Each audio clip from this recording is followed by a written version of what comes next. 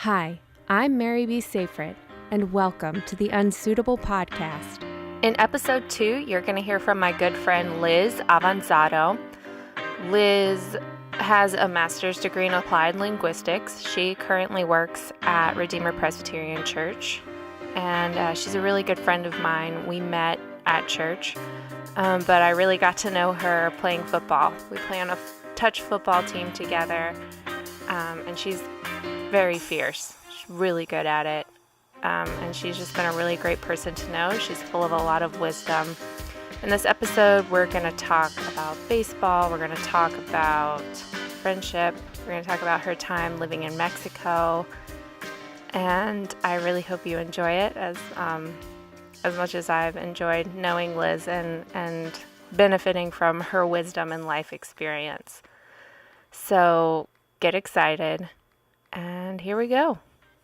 Hi, Liz. Welcome to the show. Thanks for having me. Yeah, well, I guess I should say thanks for having me because we're in your apartment. This is true. Not mine. This is true. You're hosting me. Mm-hmm.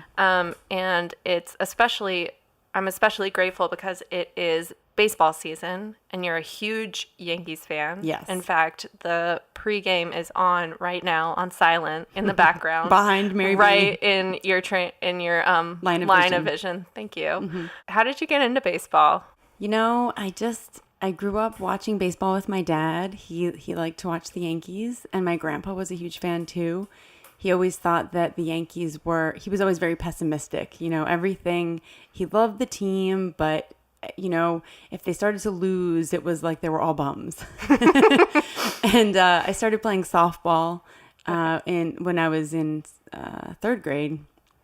And when I got to be in middle school, my dad, who builds custom homes, he started building a house for a guy who had season tickets right on the third baseline in the front row at the old Yankee Stadium. What? And so that guy, he would let us... You have to like inherit those seats, yeah, probably. Yeah.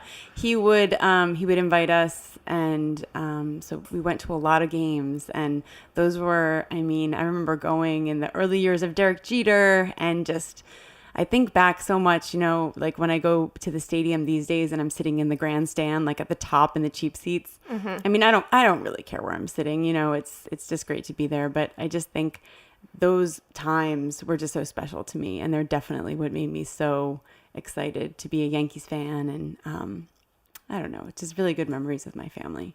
Yeah, that's such a great history. Mm-hmm. I love that you have such great memories and nostalgia that you bring with you to the game. So it's more about the atmosphere and the memories, which kind of carries you through when the team's maybe not doing so well. Mm-hmm. Yeah.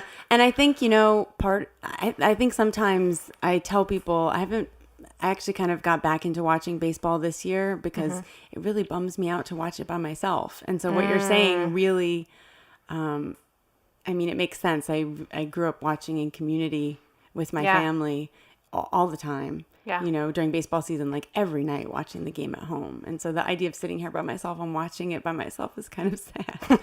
But this year I decided, you know, I love baseball and I'm going to get back into it. So I started listening to a podcast about baseball, and I got into like the community, you know? So it's been very exciting. That's awesome. Well, yeah, you listen to a lot of podcasts, and actually, fun fact for people who get my newsletter, so many of the podcasts that I recommend are ones that Liz has recommended to me.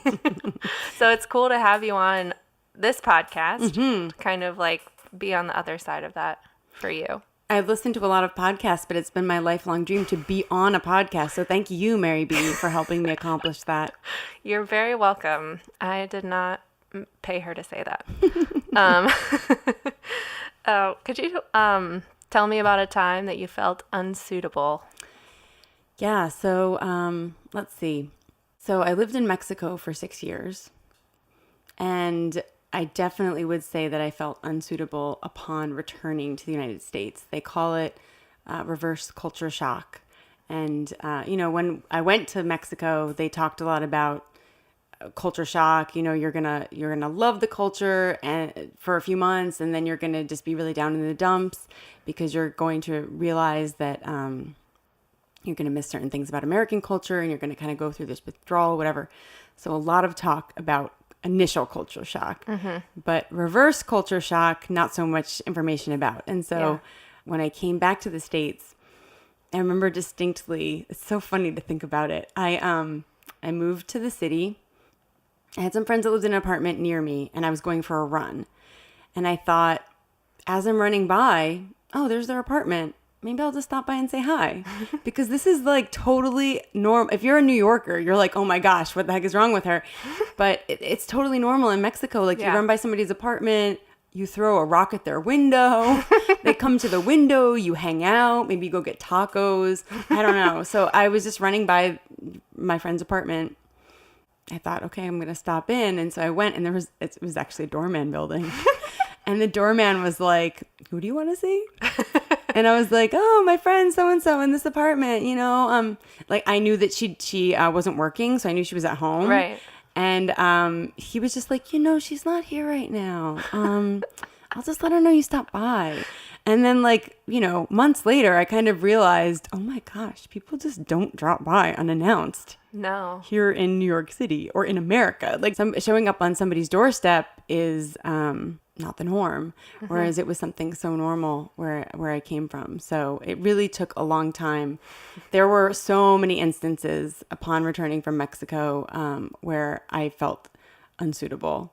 For the first year that I was back, like everything that I said was in Mexico, blah, blah, blah, in Mexico. And so I just had this whole other frame of reference. Yeah. And so the adjustment period was a little rough.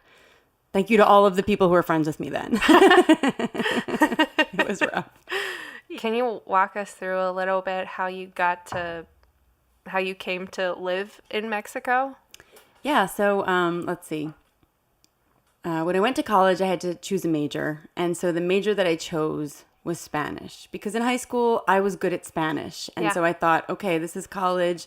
I'm not really sure what I want to choose. I'll pick Spanish. And I was always good at it, so it's going to be great. But unfortunately, I went to a Christian school where like 50% of the students were missionary kids, and they had just grown up in Spanish-speaking countries. I don't know why they were majoring in Spanish. I really don't know why. It was not fair. Yeah. But there was like half the class that like the professor was just talking to in Spanish, and they were all like, "Oh, sí, qué chistoso," and And the rest of us were just nodding our heads like, yeah, we definitely know what's happening. And so as part of my studies, we had to study abroad. And I thought, I really need to get everything that I can out of this experience. Yeah. I cannot come back from Mexico not being able to speak Spanish, because otherwise I'll graduate with a degree in nothing. Yeah. And so I went for one semester, and I liked it. Initially, I thought I was just going to spend that one semester and then go back to the States. But I had a roommate, or actually I ended up living in a suite with 8 other girls. And it was just amazing. It was just an amazing experience. We all just clicked as friends, and we were just really close. And one of the roommates was from England, and she was staying for a year. And so I was like, well, I want to stay for a year too. And so I decided to stay for a year. And then she left after a year, but I still wanted to stay because I was just loving Mexican culture, Mexican people, the food, learning Spanish was just so interesting. And so I just didn't want to leave. So I stayed for 3 semesters, and then I wanted to graduate. And so I had to go back to my the college that I started at, the college that had sent me on study abroad, and take like those senior classes that they make you take at the university in your last semester. So I did that.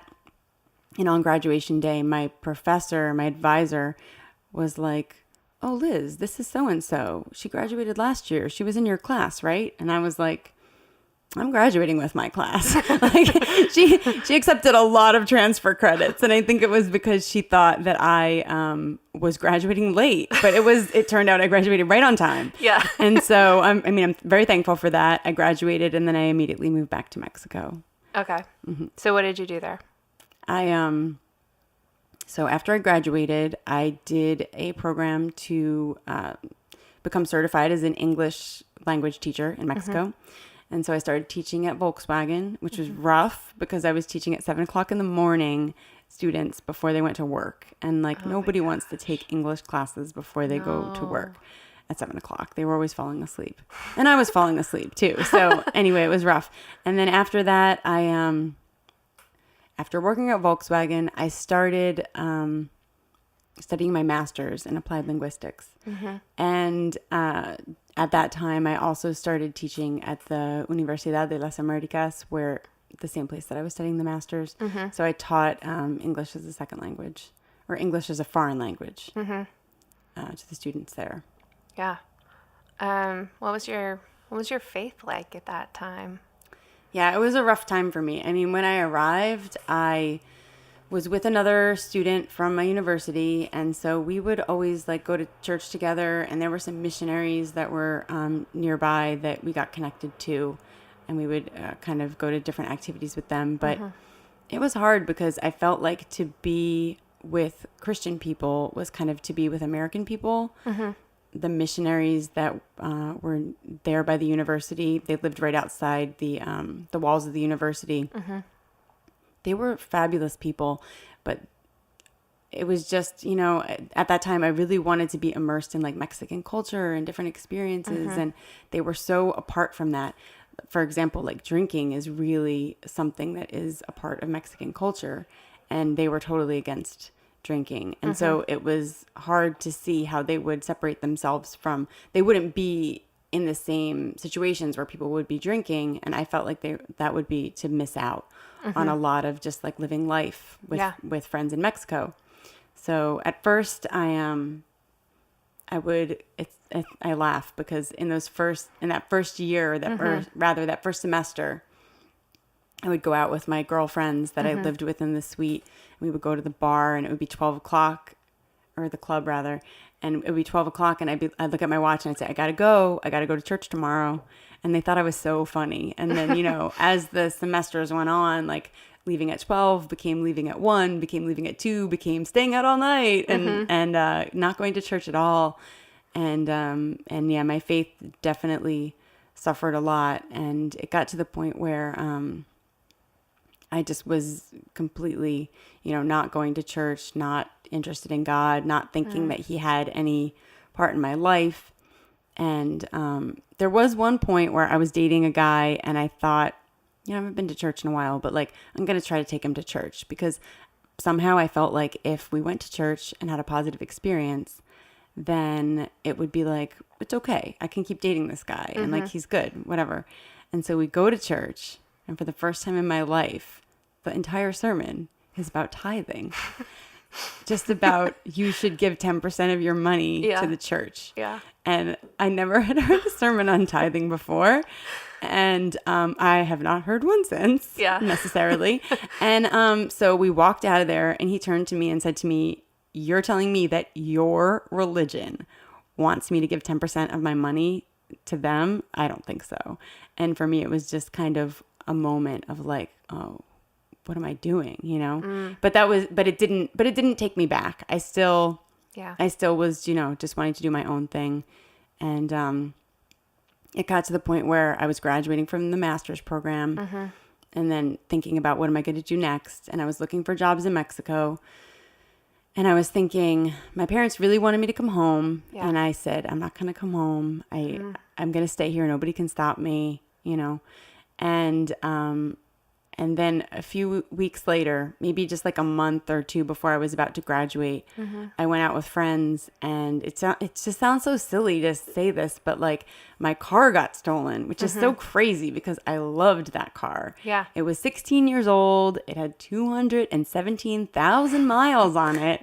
It was a red Jeep Cherokee, and it was beautiful in my own eyes. Yes. And it got stolen. I don't know why somebody stole it. It was so old, and full of my junk, by the way. But it got stolen, and I just didn't have the money to replace it. I needed it to get to work. And the moment that I realized how unlikely it was that it would be stolen, and the fact that it was gone, I remember just standing in the middle of the street and thinking, oh my goodness, God is calling me back to the United States and I don't want to go.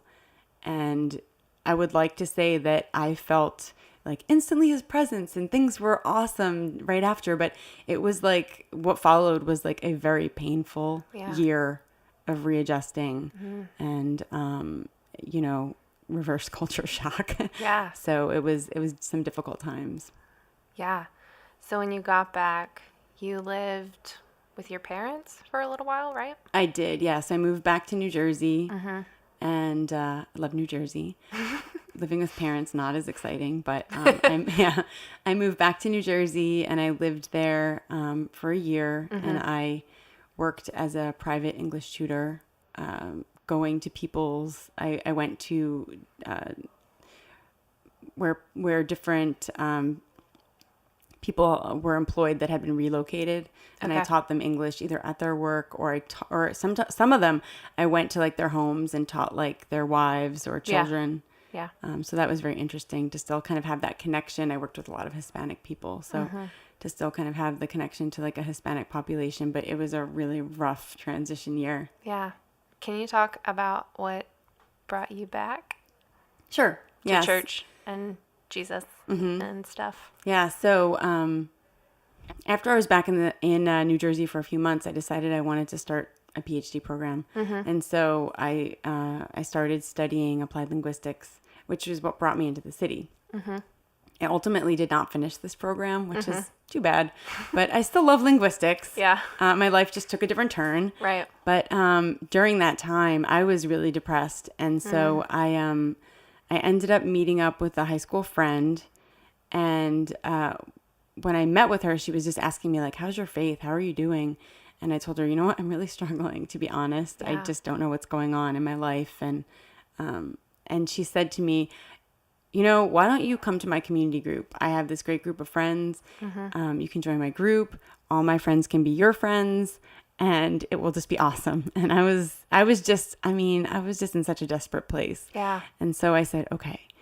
And I went and I started attending her community group, and it was just amazing. I mean, it's such a complete transformation. Yeah. I felt like when I was in high school was when I really had first become a Christian. My parents, after going to elementary school, like public school, my parents decided they wanted to send me and my sister to Christian school for high school because they wanted us to not get in trouble. That's literally what they told us. And so we didn't. I didn't, at least. Yeah. I don't know about my sister. She was pretty good too. Yeah. But and I would say that I became a Christian in high school, but I feel like my faith didn't really become alive to me until I was back in New York City when I started coming to Redeemer and when I joined that community group. Yeah. That's a pretty uncommon experience, I think, for New Yorkers. Can be very isolated and very like individualistic and very protective of their space. So that's a really, really unusual thing, I think, for her to have done that. Yeah. It was amazing. It was life-changing for me. Yeah. Can you tell me about a meaningful relationship from your life? It can be a dating relationship, or it can be a friendship or a family member, anything like that. Something that was just really meaningful for you.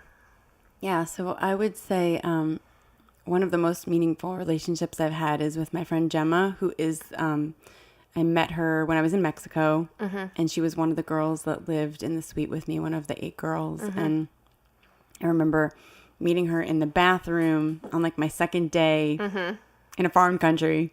We were both brushing our teeth together. Yeah. And I was thinking, is she the one that speaks English?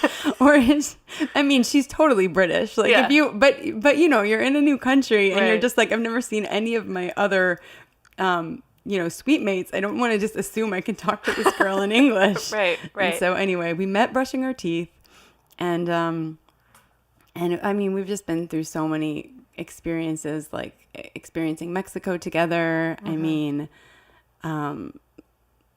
lots of crazy parties and different situations. And then she actually, after she left Mexico, she decided she wanted to join the Royal Navy, which Oh, wow. she was a political science major. Okay. And so, I mean, it wasn't like too, I could see how it would make a connection. Yeah. But I just never pictured her doing that. But to see her, like, she joined the Royal Navy, she married a guy that's in the Navy. They're just like the best couple. So just keeping in contact with them over the years. I'm just so thankful for that friendship. I mean, now she's got 2 children, so I haven't seen her for a few years. I'm probably due to visit her. But I mean, she asked me to be a bridesmaid in her wedding, and I was just so honored to come out there and to see her. And I don't know, I'm just so thankful for that friendship. The best friendships, are the ones that, like, even if you don't talk like all the time, that you're able to just like talk to that person and just pick up as if nothing has happened, so she's one of those friends, and I really value that. Yeah. I feel like that can happen with, anywhere, with any friendship, if you, put in the time and build that intimacy that just comes from knowing each other for a while. But I feel like it's a different kind of, or I guess a unique process for forming those relationships when you're in foreign countries. Yeah. Because that's how I feel about pretty much everyone that I was with when I was abroad for a year. Where you just remember each other's like rhythms, and you just have so much history together. And especially when you're abroad, I feel like it gets very concentrated because you just have each other. Yeah.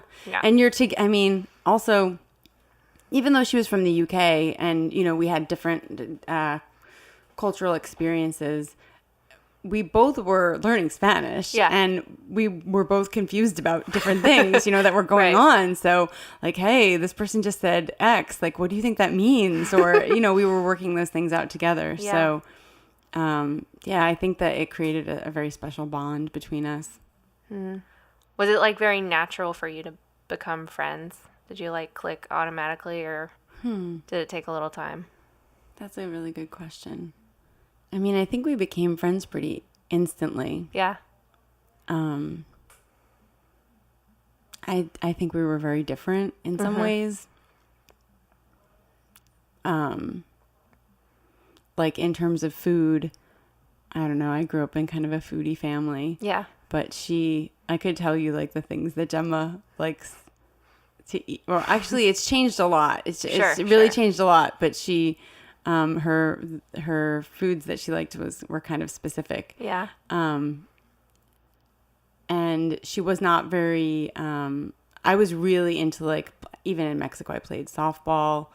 I was always going to the gym, and even though she joined the Royal Navy later, I remember one time we went to the gym together, and she was like confused about everything we were doing. She was just like riding the spinning bike on like the lowest setting and just looking at the guys. Yeah, and, like, lots of buff guys at the gym. And I was like, Gemma, this is not what you're supposed to be doing here. And what the gym is for. But so we were pretty different actually. But I think it was that experience of like being abroad together. Yeah. And also we just traveled so well together because she's just a very chill person, and that's good. I am too. And I like wherever we go to learn something about the history of where we are, but when I imagine like my most relaxing vacations, I imagine being on a beach with a drink next to me, sitting by Gemma. That's like just the best vacation I can imagine. That sounds really nice. I just kind of went there in my mind. Yeah. I was on the beach in Mexico with you and Gemma. In Mexico, on those beaches, like each restaurant has like a certain amount of, what would you call them? Those like they're like beds. Oh, like chaises? Yeah. Chaise lounges. Chaise lounge. Is that a word? Is that the right word? It is a word. Okay. It is a thing. Like beds. Let's call them beds. Beds. And but they were like reclining beds. The back that came up. Mm-hmm. Yeah. And so you go out on the beach and you pay like, let's say $7 to have one for the day. And while you're sitting there, like a waiter comes and just brings you. I mean, you have to buy whatever he. Of course. But it's like, it doesn't matter. You've got this bed that you paid $7 for, and you're like on this legit like foam reclining bed. Yeah. And somebody is gonna bring you pina coladas and French fries for the whole day, as long as you pay for them. Right. Obviously. So I can't imagine a better vacation than that, really. Yeah. I'm pretty content with what we have. So why don't we just wrap up with the last question, which we can chat about for a little while if you want. One thing that's hard right now and one thing that's great right now. So one thing that's hard right now is that so I have a twin sister, and her husband recently moved to Maryland, and I just really miss them. Yeah. It's difficult to, we weren't really close growing up. When we were growing up, my mom always there was always like 2 classes for each grade, and my mom didn't want us to only be friends with each other. So she always separated us. And so we were in different classes until high school. And so anyway, as we've gotten older, we've gotten a lot closer. And now she just had she has a son now who's about 2, and she's pregnant, due in December. And it's just so hard to be away from them and to not be right there with them, experiencing, what they're experiencing now with parenthood and everything. So, getting a little emotional. Aww. But it's great that we have things like FaceTime. Yeah. And that, I don't work on Fridays, so I often FaceTime with them during the day. And it's great to be able to keep in touch that way. But, it's just a little bit hard not having them around. Yeah. Where are they? Oops. It's fine. Sorry, Chad. Were they in New Jersey before? So my brother-in-law was in the Army. Oh, okay. And so they were at West Point for a little while. And then they were living upstate. Okay. And then they moved in with my parents upstate, and then they moved to Maryland. What's one thing that's great right now? Yeah, you know what's great right now? I have this really great group of friends that I get together with every Thursday night. Mary B's often there. I am often there. And we go to a bar on the Upper East Side, and just having that weekly meeting of knowing that you're going to see those friends is just so amazing. Yeah. I'm just so thankful for it. I know that it's hard in New York City sometimes to be consistent about friendships and to stick to commitments. And I don't know, it's just such a joy to me to be able to see those friends at the end of the week, which for me is Thursday because I don't work on Friday. Right. Other people have to work on Friday, I know, but for me it's the end of the week and I love it. So I'm really thankful for those friends. But it's just nice to know that you're going to see those people consistently. Yeah. Well, Liz, thank you for being on the show and for having me in your home and for keeping the baseball game on mute for a little while. Thank you, Mary B. The score is still 0-0. So, so far nothing really exciting has happened. Maybe we should just keep going so that Boston doesn't score, right? But the Yankees do need to score, so. All right, well, I'll let you go and focus on that. Thanks again. Thanks so much for listening. Check back in a couple weeks for the next episode. It'll feature my friend Tiffany. She's an entrepreneur and she thinks super deeply about faith and life. She has a lot of wisdom to share and I can't wait for you to hear from her. Just FYI, I also would love to hear from you. If you know someone who should be on the podcast, or if you think you should be on the podcast, or if you just have something that you'd like to hear about on this podcast, head over to my website, marybsafrit.com. Click on the Contact Me page and feel free to drop me a line. I really, really would appreciate any feedback or any ideas that you have. So let me know, and I look forward to hearing from you. Thanks again.